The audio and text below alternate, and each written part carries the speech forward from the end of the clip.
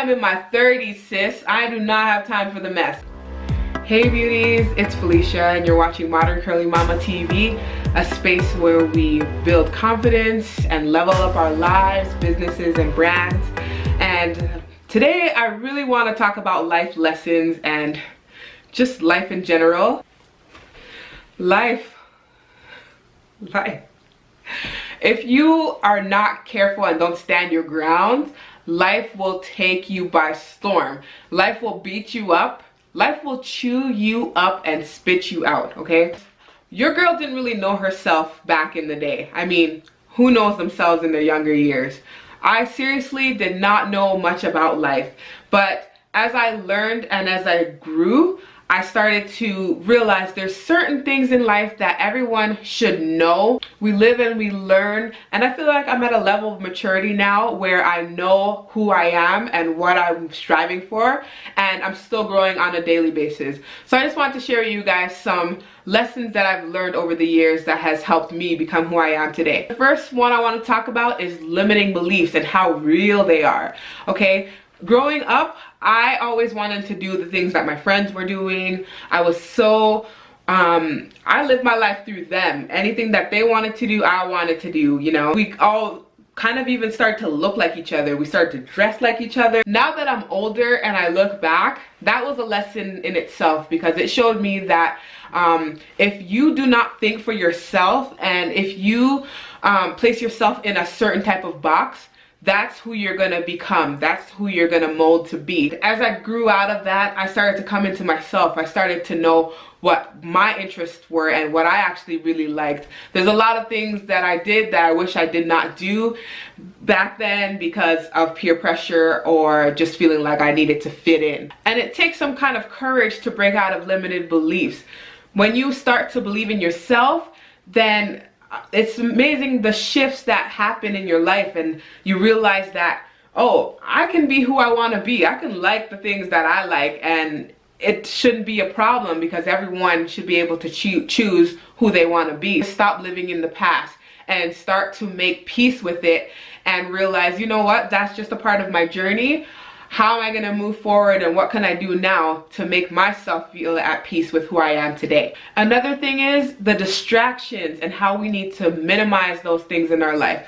I mean, we live in a world where all we're doing is consuming. There's so much information and there's so much to see, so much to do, and it's almost like we're on overload all the time. I'm absolutely guilty of this. I love to learn the next best tips and the next best tricks and all these things, and so I'm constantly consuming and researching and trying to find out how to best do something, or you know, what's the trending thing. That was blocking my own mentality, my own creativity. Like, all the noise wasn't helping me become that creative person that I am. Then when I started to realize this, I decided that I wanted to start journaling and clearing my mind and putting it on paper to see what I can come up with. You start to realize your talents more. You start to realize the things that you're capable of when you're not so caught up in all of the other things.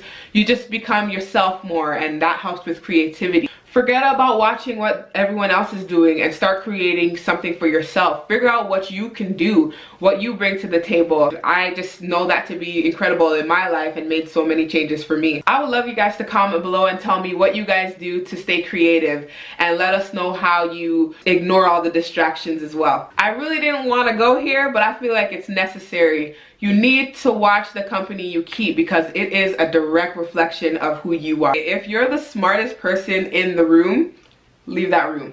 That room's not for you. I'm not saying you're supposed to feel superior than the people that are around you. I'm just saying that you want to be around people that has the same energy that you have. You know, be around people that you don't mind rubbing elbows with. Be around people that inspire you and bounce their ideas off of you. You know, those people that always have like the next big idea. Like, hang out with those people because they're going somewhere in life. You know, those people that are just boring and just mediocre, and they are always grumpy, or they're always talking about this, that person, and the other. I mean, I am in my 30s, sis. I do not have time for the mess. Time auditing. I'd honestly say this is the worst one for me. I'm still learning now how to prioritize my time. I will sit back and do something and feel like I am well accomplished. Man, I took my day on today. But in all reality, when I look at my time, like really look at it from a bird's eye view, I really didn't do much with my time. I just put so much effort into one thing, and I need to learn how to kind of delegate my time. The productivity was very minimal. Like, nothing irks me more, and so I just learned that I need to spend my time wisely, especially for someone like me who has children, and once they get home from school and stuff like that, they want my time and they want to be around me. So the time that I have to put in some work, or the time that I have to get the house clean or whatever, I need to make the most of that time, because man, time goes real quick. And when you think about it and how everyone has the same amount of time in the day, it really puts into perspective, like, what were you doing with your time? You look at people like Beyonce, or you look at people like Kylie Jenner and all those famous people. They have the same amount of time as us, but they're putting in the work and they're getting it done. Like, what are we doing with our time? It's not about being so busy too. Like, I'm not trying to say be busy, booked and busy. It's not about that. It's about how we are prioritizing our time so that we can get back more of that time to spend on other things. Nothing makes me feel happier than when I feel accomplished and I just knocked out my day, boom, boom, boom. And then I have some spare time to do whatever I want to do with my family, with my kids. Nothing makes me happier than receiving back time. You can use things like time trackers. You can use things like spreadsheets to you know, bullet point your day and see, okay, I have this and that to do, this is next. You can use things like stopwatches to say, okay, I'm gonna do a power hour right now, let me put this stopwatch on now, and when it's done, I move on to the next day.